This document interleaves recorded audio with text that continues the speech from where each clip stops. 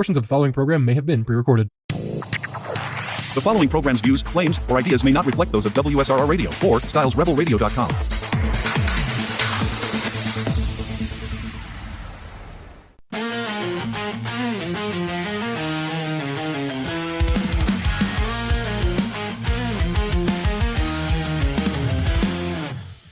In the Steel City, where the rivers align, Lucas and Dom crossing the battle line. Weekday mornings, it's a sportscast scene behind enemy lines in the heart of the dream. Every play discussed, every game analyzed. Cleveland's pride seen through Pittsburgh eyes. Behind enemy lines, where the passion ignites. Cleveland and Pittsburgh battling in sight.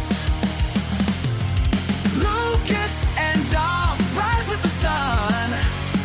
Every morning at 10, let the games be fun. Tune into the waves, feel the thrill unfold. Behind enemy lines, stories to be told. Thank you for joining us right here on WSRR Radio, nationally local, meaning we play your local bands on a national stage. This is Behind Enemy Lines. I'm Luke Strazio, joined as always by Dom Farrow. And Dom, we are very excited to be bringing a brand new episode of Behind Enemy Lines to WSRR Radio on Friday mornings. Thank you guys for joining us here on Friday morning at 10 a.m.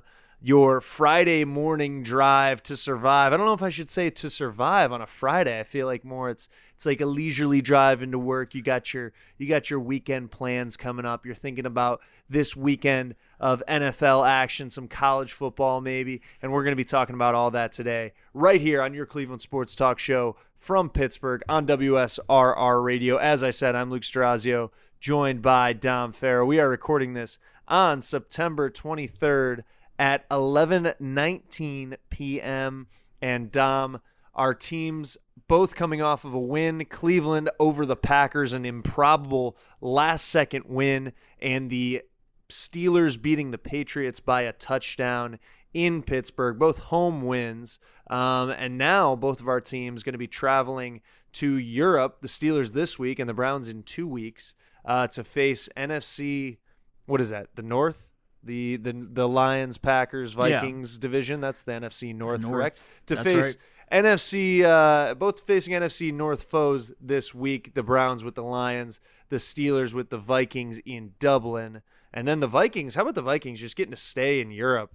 Because then they play the Browns in London the following week. It's kind of a nice little deal for them, right? It's all right, but at the same time, it's kind of brutal. Like, you're starting to get used to it. You're starting to get acclimated. Maybe it's more tough for these teams if they're over there longer. I don't know.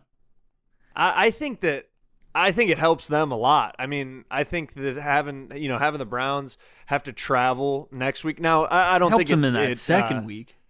That second week, it's going to help them a lot. Yeah, I think in the first week, it's going to be even because they're both traveling there at the same time. But we were breaking down this Browns schedule, me and my family, and they just get so many disadvantages at the start of this year, where not only do they play a lot of really good teams, where they played the Bengals week 1 in a game they should have won. They played the Ravens, who are a Super Bowl contender, in week 2. They played the Packers in week 3, who are a Super Bowl contender. Somehow come out with a win in that game. We'll talk about that. Then the Lions, another Super Bowl contender. Then they have to go to London to play a team who's already been there for a week. It's not an easy start for the Browns in the 2025 season, but as I mentioned, somehow they are 1-2 now rather than 0-3, which is a shocker to me. I attended the game against the Packers. I was in, I want to say First Energy, but it's not First Energy anymore. It's like Huntington Bank Stadium. Made the trek and saw a very, very improbable win. The last 2 Browns games that I've attended in Cleveland have been absolute, I don't even know how to, just spectacular sporting events. One was the Snow Bowl, the one that took place in the Snow Globe against the Steelers on Thursday Night Football last year. Yeah. And now a last-second field goal to knock off the at the time undefeated Packers.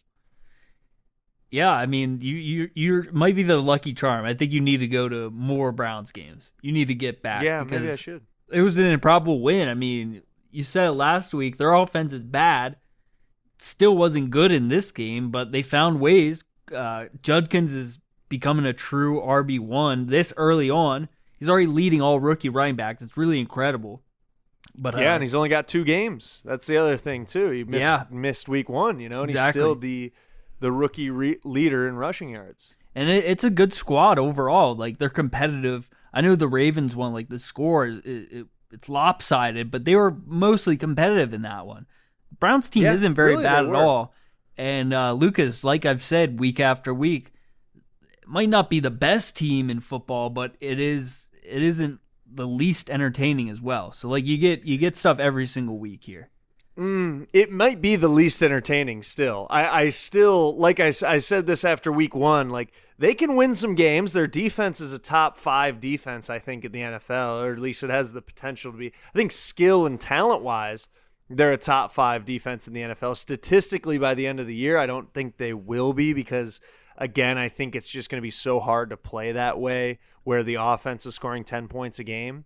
But skill-wise, they have a really good defense, and they can, with that defense, they can put themselves in positions to win games like they did against the Packers. I don't know if they always will, but I just don't think it's going to hold up unless something changes offensively. Of course, it's only week 3, so there's a lot of football left to be played. Yeah. And I think that kind of goes both ways, where this offense could wake up and they could find a groove, or they could happen the same way and they might win 2 more games the rest of the way. And you said they get a lot of unfair breaks. Looking at the schedule, it's not bad. I mean, they get the bye week 9, which is really almost as good as it gets. Obviously, the division is tough, but I don't know. A lot of these games are favorable. Look at the schedule leading up to that week 9, though. Dolphins, I think, actually, let's start. Lions, upcoming week. I think that's pretty safely to say that Lions are going to win that one. But after that, you got the Vikings, where I haven't been super impressed with them too much. Now, this is another one where it's going to have to be a really low-scoring game for the Browns to win, but I think it's possible. And then you get the Steelers, where at this point, I think it would be a coin flip against these teams. Dolphins, that's another one where the Browns very well can win. Patriots, why not? Jets, why not? Raiders, 49ers, Titans, Bears. These are all teams that the Browns definitely could get wins against if they keep improving the way they are. Yeah, I don't know. I just think something needs to change on the offensive side of the ball. Going into the year, if you listen to the show, you know I'm the biggest supporter of Flacco. I love Joe, and I was really holding out for something to happen. I was excited. I thought we could bring some of the magic back from 2 years ago. He just looks really bad. He looks more unathletic than he did 2 years ago, which is saying something, where I almost feel like he was a little more charmingly unathletic 2 years ago, whereas now it is a little like painfully slow. Sad. Yeah, Hard to watch. and sad. I still love to watch it because I just like that he's out there giving it a shot. But he's not like pushing the ball down the field like he was 2 years ago. And I think that part of that might be, in all honesty, if he was pushing it down the field more, they might not have won this game, because I think there was some times where watching it in person, there were some shots to be taken. And all the shots that he does take, though, they're all out of bounds and things like that.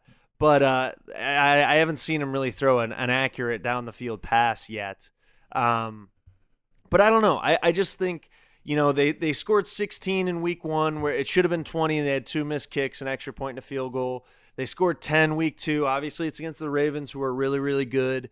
They scored 13 in this game, which really the touchdown that they had, they got the ball at the 5-yard line. I think if they don't score more than 20 points in week 4 against the Lions, which again, it's going to be a challenge to do in these next 2 weeks. Lions have a good defense. So do the Vikings. We saw them, score 2 defensive touchdowns against the Bengals. If they don't start picking up scoring a little bit, it's time to put Gabriel in while the season still has a chance to be something, because this defense is really, really good, and the window for the defense being really good is probably coming to a close.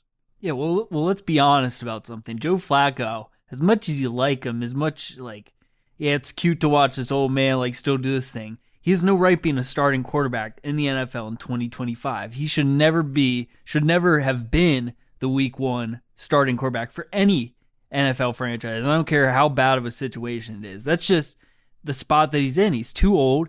He's really not been in a position to contend for a Super Bowl for the last 7-8 years, let's say. I just don't think that it was ever the move. Dylan Gabriel would be a much better option, even Shedeur Sanders at this point, because there is something in this team that's worth fighting for. They've got a chance. You're 1-2. You're still in this thing, and the schedule isn't too bad. Get Flacco out immediately. That's what I say. Yeah, and I think the other thing about it too is like sometimes you put in a guy like that and it's like the offense isn't going to be electric, but like we're going to take care of the ball and we're going to do some things right. Like he hasn't taken care of the ball either. Like he's had bad picks just about every week. I think he had a bad pick in this game. It was right before the half, kind of just throwing it up on 4th down, trying to do something. I don't think it's, in the grand scheme of things, it's not a terrible, terrible pick. Because again, like he's just trying to do something with it right before the half, but it still just doesn't look great. And yeah, I think that you might as well build for the future. As much as we love the guy in Cleveland, he's not our future just because of the fact that he is, 40 years old. You got to start looking for the future, and you got to hope that maybe one of these guys could be the guy and give a spark to where you're, like I already said, I'm really beating a dead horse now, but you're making use of this defense who could be a top 5 defense this year. Yeah, very well could, and they're showing it right now. You said that like you think it might fall off. Right now, I'm not seeing it. It's still a really talented squad and young too, which is good to see. And yeah, I'm giving Joe Flacco a lot of crap, but I really don't think that he is one of the worst quarterbacks in the league at this point. I think there are a lot of worse QBs right now. Bo Nix. Really? Bo Nix is one of them, which coming into the season would have been shocking. That's saying a lot. I think Joe Flacco right now is looking better than him.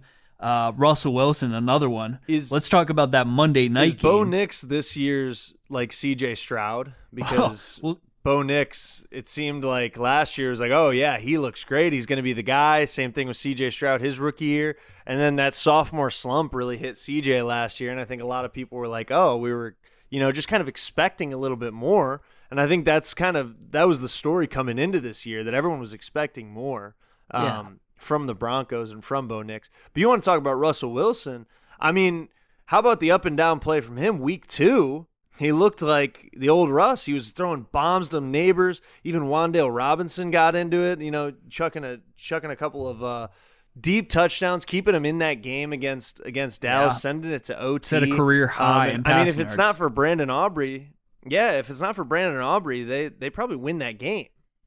Yeah, and yeah, you said it, against the Chiefs, who aren't the Chiefs of days of yore. It's not like they're the juggernaut Chiefs that they used to be. Their starting receivers are Juju Smith-Schuster and Tyquan Thornton. Yeah. And their defense is aging with Chris Jones, and it's not the world beater Chiefs anymore. But yeah, Russell Wilson not looking good. I think you watched the game a little more, and you can kind of compare him from last year to now. You were very, very low on him, right? And you want Dart to come in. That's the vibe I'm getting from you. It was tough watching Russ last week, especially on the goal line when they had a chance to win the game. First and goal, believe he gets a intentional grounding. It moves him back. Second and goal, they run a quarterback draw. It's like second and goal from the 15-yard line. They run a quarterback draw with Russell Wilson, so it's not completely on him. Third down, I think he throws it way out of bounds. Fourth and goal, where now they're at like the 12-yard line. They send all the wide receivers out. He throws it, not even close to anybody. It hits the goalpost, hits the crossbar, and that was it. It was one of the more sad things I've ever witnessed. But it is official today. that Jackson Dart will be starting in week 4. So there is some hope a little bit for the Giants. I think they're rushing into it a bit with Dart because, like you said, Russell Wilson, the highs and the lows. Like last year with the Steelers, I saw the highs and lows. This year it's been even more dramatic, and I think that's partially because of the chaoticness of the Giants as a whole. So I don't know. I really do think they're rushing into it with Jackson Dart, but at the same time, they don't really have a choice. But like you said, against the Cowboys, he looked remarkable. They got Jameis. That's always a choice. They could put Jameis in. I think that would be better for Jackson Dart. I think he needs way more time to sit and watch, develop. I don't think he's ready to be thrown in, especially on this team. I just think that they're bad. It's pretty obvious they're bad. Their bright spots right now are Malik Neighbors and Cam Scatterbo and Tyrone Tracy. They pretty obviously aren't really going to compete for much this year. Why not get Dart in now? Like, why not get his feet wet, get him comfortable, just get him reps. I think that the way that you're going to really be good at at playing quarterback in the NFL is by playing quarterback in the NFL. Like, I don't think that there's all that much to learn from sitting on the bench and watching Russ and Jameis Winston on a bad New York Giants team. Yeah. I think he has more to learn by being thrown to the wolves and adjusting to NFL speed and what NFL DBs look like and throwing to NFL talent, if you can call their receiver room NFL talent. I just think they have more to gain by that. Now, does that mean they're kind of just punting on the season a little bit? Maybe, but at the same time, it's kind of their best option. But, I mean, you take a quarterback in the first round, your fans are going to want to see him. You can do that. You can punt the season with Russ, a guy who you're paying tons of money. And yeah, it might not mean a ton that he just sits there and he's not actually getting real NFL reps, but he gets to watch from Russell Wilson, and that has been beneficial for a lot of guys in the past. I know, like, Mahomes is generational, but that year watching Alex Smith is probably big. And I know Alex Smith was still really good at that point. The Chiefs were solid, but there's still a lot to learn from Russell Wilson, and I think Jackson Dart would do a lot better just starting next year fresh. Because at this point, like you said, like he goes into this horrible situation, and then what? They win maybe 2 more games the rest of the season with him, and now the fans hate him too. You're just setting him up very poorly, I think. I think he'd be much better. Just, you paid Russ a ton of money, so let the guy play out his final year, show Jackson the ropes a little bit, and then next year you start fresh and see what you got with him. I just don't know how much he's like you mentioned Mahomes being behind Alex Smith, and like obviously the big cases of that are like in Green Bay with Jordan Love being behind Rodgers, and before that Rodgers being behind Favre, and there's a ton of examples of that, but those are examples of guys sitting behind really, really good quarterbacks and watching really high functioning teams go to work. I don't think that they can gain a ton by getting, blown out or scoring 20 or 15 points, whatever, a week. I just think he can get more from being out there and playing in these games than he can sitting on the bench. I mean, I can see both sides of it, both sides of the coin, but I don't think there's any. You're kind of just wasting time, I think, if you don't play him. I think when you draft a guy, especially in the first round, you only get 17 games a year. Football is not like the NBA where you can kind of try guys out wherever and blah, blah, blah. You can put them on a 10-day contract and all stuff like that. You're playing 82 games. You only get so many games on their rookie contract. You might as well use them to try to develop him and get him to play. And I think it's time, and I'm glad they're doing it. And does it symbol that they're a really bad team and they're not going to be playing for much this year? Yes, but I think it's kind of like their best shot. Yeah, and it's another way to keep Malik Neighbors on the team because that guy is fed up. Yeah, that is, and for good reason. For good reason. I think he and the rest of the league knows and can see that he's one of, if not the top receiver in the league right now. I mean, this year, just from the Cowboys game alone, he looked like he was the best receiver in the league. Yeah, I honestly think he is the best right now. It's either him or like CD. Justin Jefferson, you can never not consider him. I almost feel like the two best receivers in the league thus far this year have been Neighbors, and you almost could say Ibuka. Like there's a case for that. Like he's played amazing. Sure. He's played spectacularly as a rookie. That whole team's been balling. Yeah, I was gonna say, and we can get to that after the break, talking a little bit about Baker and Browns fans who are Baker bros. Maybe turn off the second segment because the Buccaneers are 3-0 and they've won on 3 game-winning Baker Mayfield drives. We can talk more about that in the break, but Dom, give me 20 seconds on the Steelers here. What'd you think about them against the Patriots, causing 4 or 5 turnovers? I believe it was 5 turnovers. The defense looks like it's back. Aaron Rodgers looked good, but Arthur Smith, he needs to keep it going. Wasn't super impressed, but a win is a win. We'll take it. The Steelers keep rolling on here. Every win counts the same in the NFL, whether it's by 100 or it's by 2. We'll talk more about that in the break. Stick with us here on WSR Radio's Behind Enemy Lines.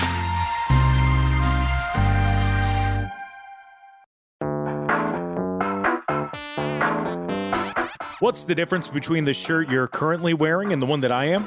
Well, both do their job of concealing us from the outside world and social boundaries.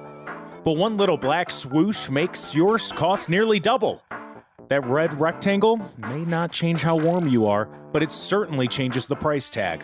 The truth is, nobody cares about the details. Get to the point with GenericClothes.com. Have a laugh at the big brand clothing company's expense with shirts that simply say sports team, political statement, music band, and more. A shirt for any occasion and the perfect gift. GenericClothes.com.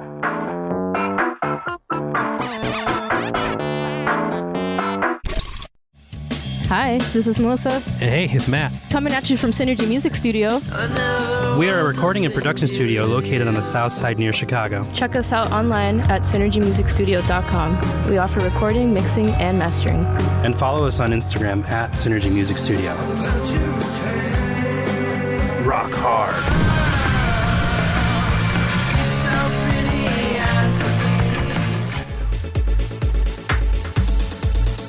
We are back here on WSRR Radio. This is Behind Enemy Lines, your Cleveland sports talk show from Pittsburgh, brought to you by Synergy Music Studio, based out of Chicago. Synergy Music Studio offers a diverse array of musical services, specifically crafted to meet their clients' needs, from recording to mixing and production. Discover how they can bring your vision to life at synergymusicstudio.com. Dom, we're going to rapid fire through some NFL Week 3 games so we can give the people what they want and do a little bit of a breakdown before we head into talking about Week 4. First off, on Thursday night, the Bills beat the Dolphins by 10. Dolphins hung around a little bit, though. At least they made the game slightly exciting, right? Yeah. There was a little bit of intrigue in the fourth quarter there. Yeah, that's right. It was definitely Dolphins were definitely putting up a fight, no doubt about it. A lot of people didn't expect that, but did the Dolphins cover the spread? I can't remember. What was the final score in that one? They lost by 10. I doubt the spread was more than 10. Yeah, I think it was like a backdoor cover by the Bills, so that was kind of big. But yeah, the Dolphins stuck in there for a while. I hit a cheeky little bet on that one. Actually, we were recording the podcast last week, during that game, and I remember the Dolphins were down. It was 21-28, and we were both discussing, me and you were on the phone watching the game separately, and we said, what do you think goes on here? Well, let's live bet the drive. They could go down here and score to tie it. It's the fourth quarter. This is kind of the clutch moment, and I go, Tua's going to throw his pick here. He doesn't have one yet. He's due here. Sure enough, right to the linebacker, won $3 on a $1 bet on that. Let's go. Huge bet for the boys. So, Bills still looking like a Super Bowl contender. Josh Allen still looking like the best quarterback in the league. 31 points over their divisional rival. Mm-hmm. Vikings against the Bengals. Vikings with 2 defensive touchdowns. They win 48-10 with Carson Wentz at the helm against Jake Browning, the Bengals starting quarterback. And unfortunately, Bengals season's probably over. I mean, Yeah. unless Joe Burrow can come back quicker than they were expecting. I think Browning has got to win some games here, and it just doesn't seem likely because their defense isn't great, and their offense already kind of seems streaky, even with Burrow in there.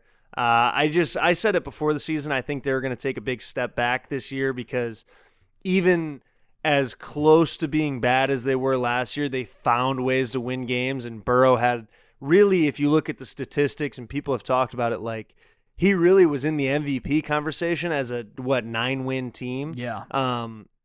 He was that good, and I just didn't think it was going to hold up. So Burrow out in Cincinnati, obviously that hurts. Yeah. But the Vikings It could look like they can do anything with any quarterback now. Yeah, that's right. Like, it could be a long season for the Bengals. I'm not completely writing them off yet because we've seen a lot from Browning before. Like, Jake Browning isn't bad. But in this game, the Vikings defense was unbelievable. Like, they got dogs up and down here. Held Chase Brown to under a yard per carry. It's a serious squad. They're dangerous. I'm worried for the Steelers going up against this Vikings team in week 4. So yeah, I'm not completely writing off the Bengals yet, but the Vikings, that defense makes them a true threat no matter who their quarterback is. Bengals have a tough one coming up on Monday night against the Broncos this upcoming week. We'll see what happens there. Both of those teams kind of spinning their wheels a little bit. Jaguars beating the Texans. Texans 0-3, 17-10. Jaguars knock off the Texans.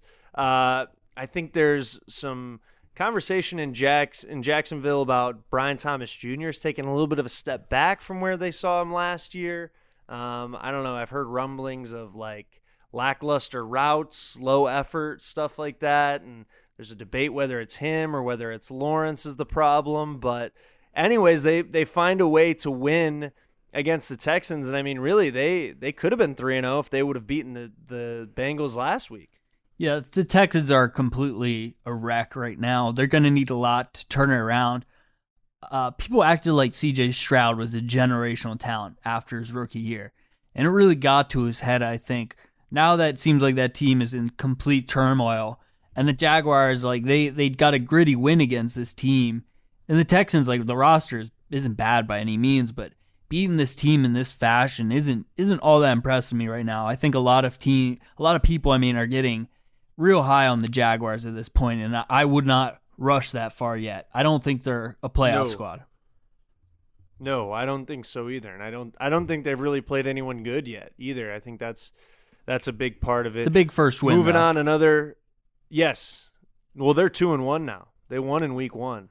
You got to remember that. So that's what I was saying. If they would have held on against Jake Browning and the Bengals last week, they could be 3-0. It would be a sneaky 3-0 team. That division, obviously really bad, but will stay in that division because the Colts played the Titans. Colts beat the Titans 41-20. Indiana Jones is real. That's your take on week 3. You have written down Indiana Jones is him in your notes. That's right. What'd you see from Daniel in week 3? Daniel Jones is the first quarterback with 3+ touchdown passes, 3+ touchdown runs, and no turnovers in the first 3 games of a season in the Super Bowl era. I mean, the guy, it's historic right now, the way that he's playing. It's unbelievable. The Colts didn't punt in their first 2.5 games, pretty much. They're on a remarkable did they run. punt in week 3? I thought they did. I thought they still hadn't punted. If they haven't, I'm shocked. I could have sworn I saw it when I was watching. Maybe I'm wrong. I'm just going off the top of my head. I could be wrong. I'd have to look that up. I could be wrong, but I feel like I was listening to Bill Simmons today, and he said that they still hadn't punted, but I could be wrong on that. Maybe I misheard them. Colts going up against the Rams. Colts are 3-0. Rams are 2-1, I believe. So that'll be an interesting one. And that was a late 4 o'clock game collapse. This upcoming Sunday. Late game collapse by the Rams in week 3 versus the Eagles. That's right. We'll get to that one, but let's go to that one right now. Rams with one of the blocked field goals, the 3 of them in the 1 o'clock slate, where the Rams were going for the game-winning field goal. It gets blocked.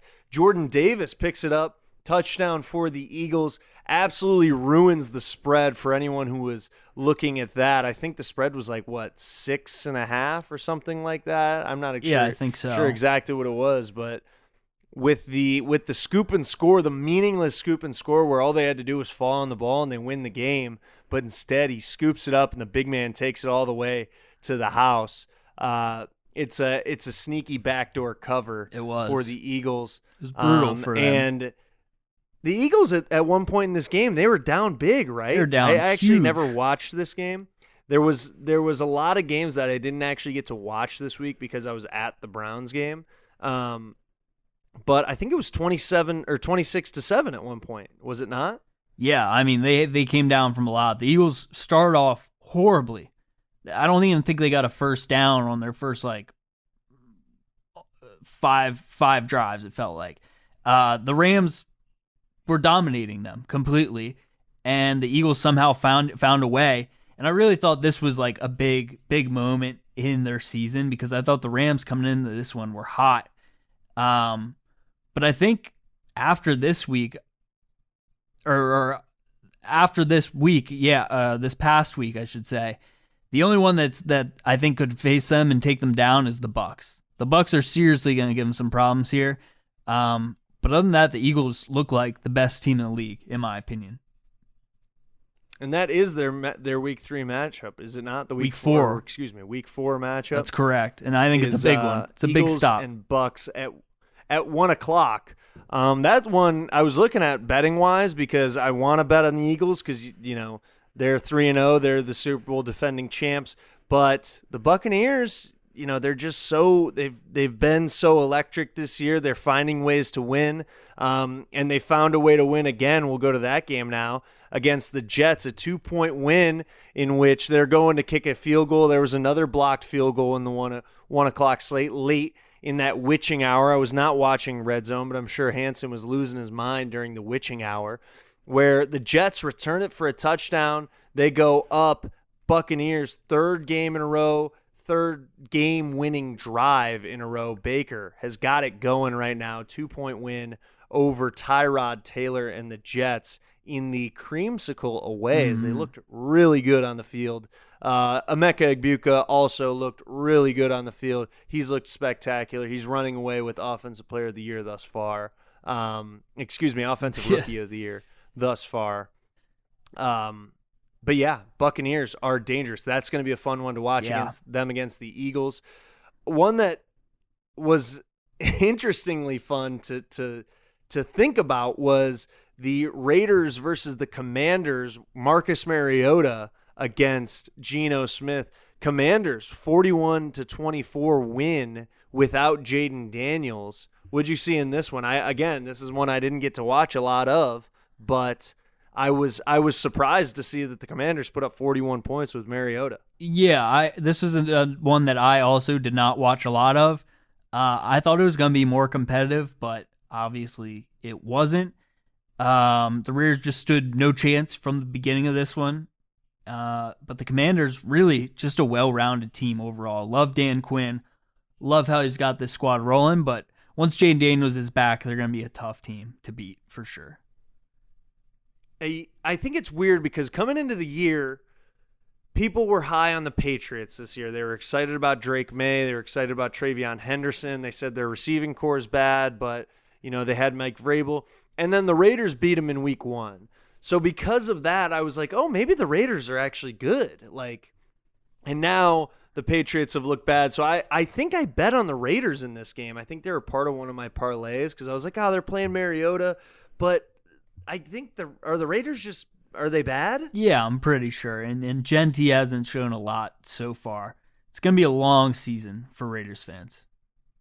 Yeah, and I think they're another team where like the Patriots, it's kind of like who's their receivers besides Jacoby Myers?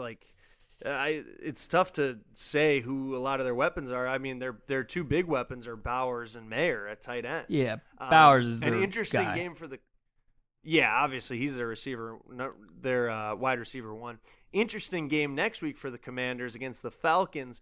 If you had to guess the line in this game, what would you guess? Commanders versus Falcons in week 4. Is Jaden Daniels is back?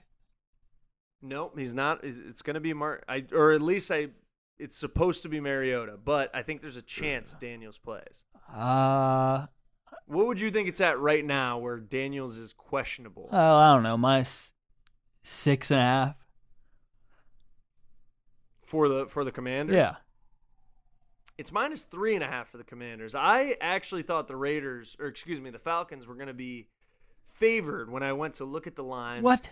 But because of their 30-0 loss to the Panthers, I think that's obviously the big reason why all of a sudden Bryce Young looks good.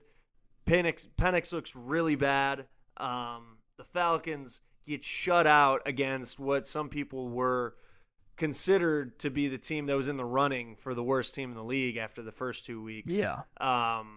Falcons, not contenders, is what you have written down in our notes. Not sneaky contenders at all. Yeah, because I think last week I said they were contenders. Like, oh, look out for the Falcons. But after this one, 30-0. Scoring 0 points, especially in this era of the NFL where every drive is basically starting at the 40-yard line, to not even get 3 points, especially after you cut Young-Ho Koo. I mean, what are we doing, folks? Not a good one. Falcons are lost.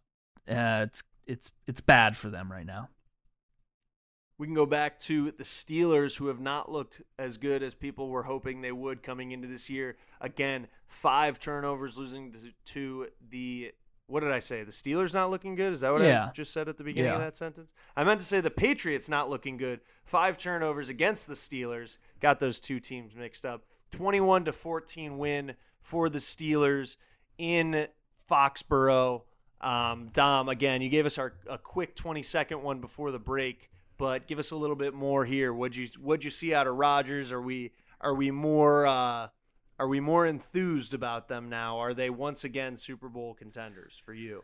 Super Bowl contenders is a lot. That's a lot to say. I can't go that far right now. Really, because you were saying it after week 1. Yeah, I mean, I'll probably say that again at some point this season. But I love what Rodgers is bringing to this team. The leadership is amazing to see. Like, he's yelling at dudes when they're not doing what they're supposed to. Like, Freiermuth was running a route and he just kept on running. It's like, dude, just stay there, just park it.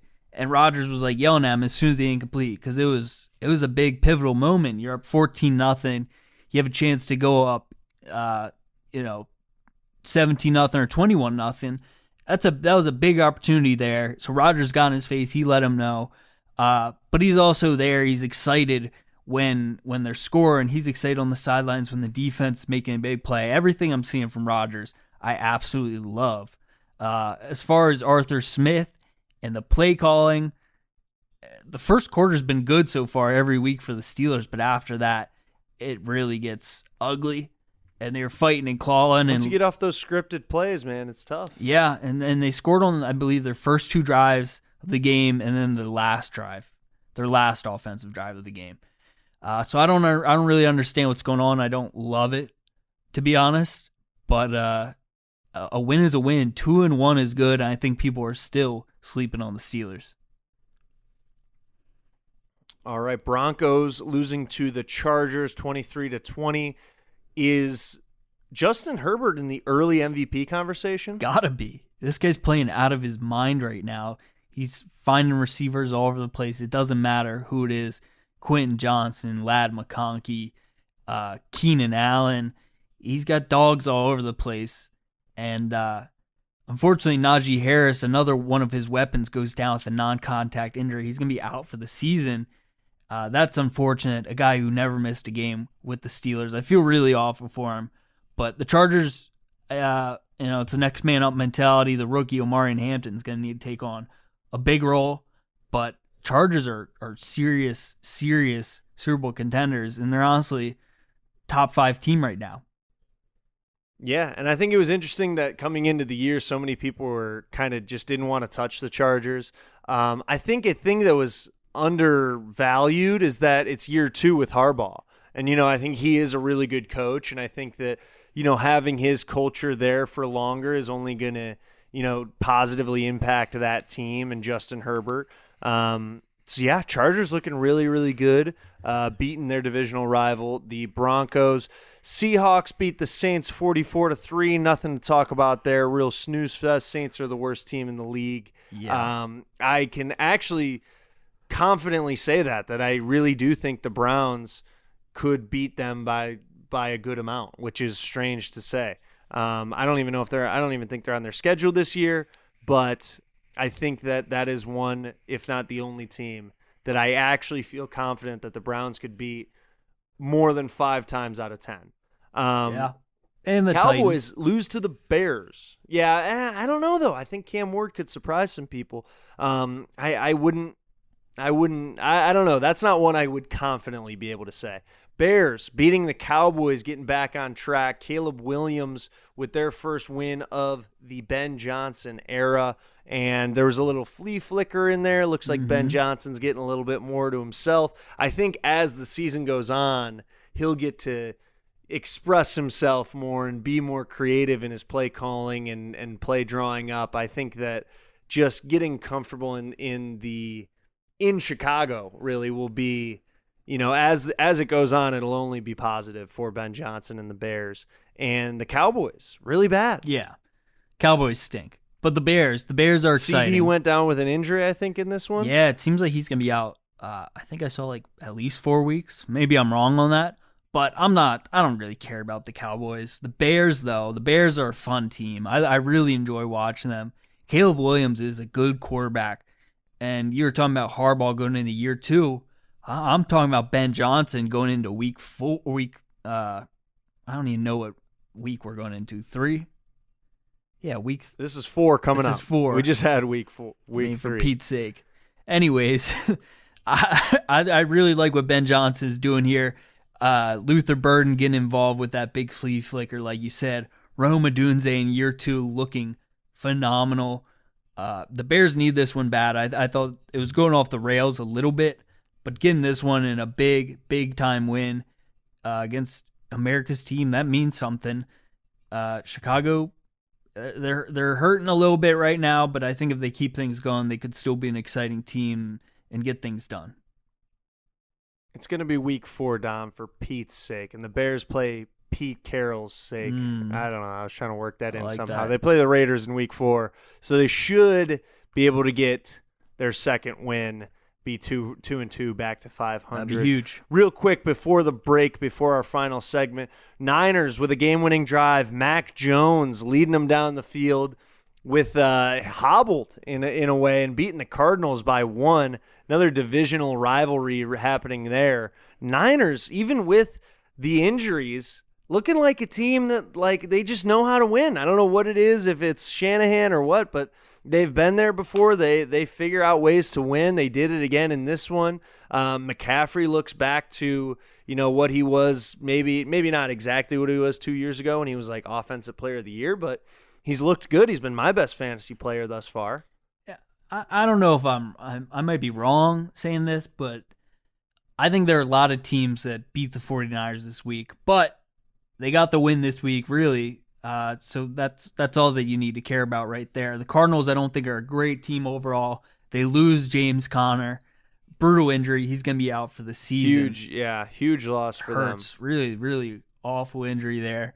But 49ers. 2 ex-Steeler running backs with season-ending injuries this week, huh? Hurts to see. Really hurts to see.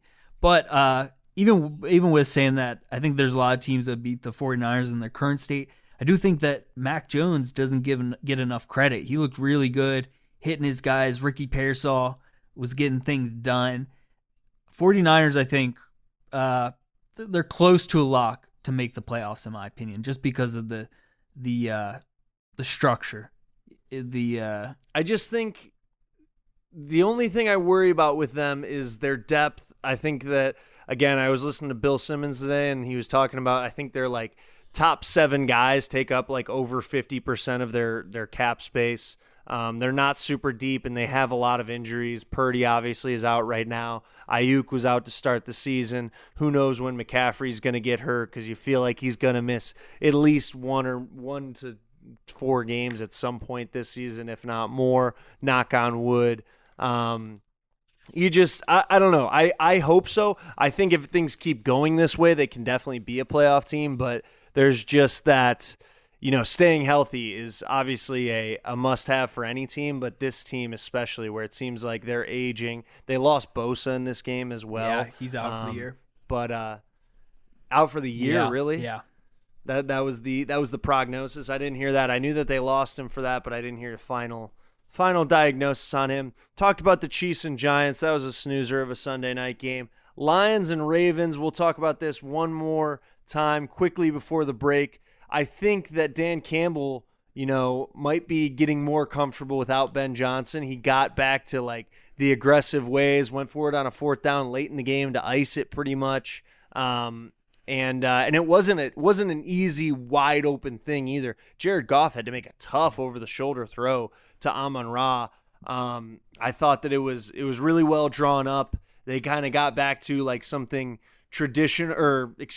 creative that was tough to guard, but also still took, top level play and top level execution from quarterback and receiver. Lions, I think, got their mojo back after this. This is a huge win over a Super Bowl contender team. Yeah, I think Jared Goff looked awesome. He's going to be in the MVP caliber or conversation at the end of the season. Lions beating the Ravens for the first time in Lord knows how long, but some massive drives by the Lions, some big ones. I thought the Ravens defense was going to be a lot better this year, but they've been disappointing so far. But I do think the Ravens are going to get back on track. It's a tough schedule for them though, but right now I still think I believe that the Ravens will win the AFC North, unfortunately. Yeah, I mean, it's tough to say they wouldn't win it because the Browns are the Browns.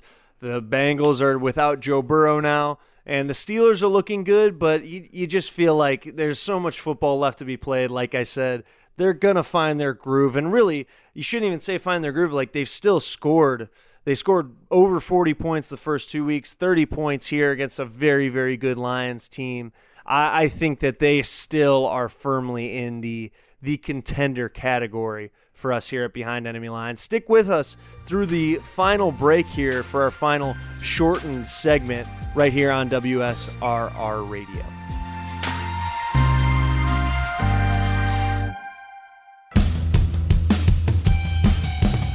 Hey, Style here, and I want to take a minute to talk to you about Hellbender Vinyl, a proud supporter of local and independent music and a proud supporter of WSRR Radio. Hellbender Vinyl is one of America's most trusted custom vinyl pressing plants. Located in Upper Lawrenceville on Butler Street, Hellbender is Pittsburgh's first and only vinyl record pressing plant and is here to help local bands and artists get their albums onto vinyl. Hellbender Vinyl offers vinyl record pressings to ensure that albums don't just end up as a bunch of ones and zeros floating around somewhere on the internet. So, if you're interested in giving your album a physical release, you can visit hellbendervinyl.com to start the conversation today. Plus, every customer at Hellbender Vinyl receives 5 free test presses to review at no additional cost. Hellbent on quality, hellbent on service, hellbendervinyl.com.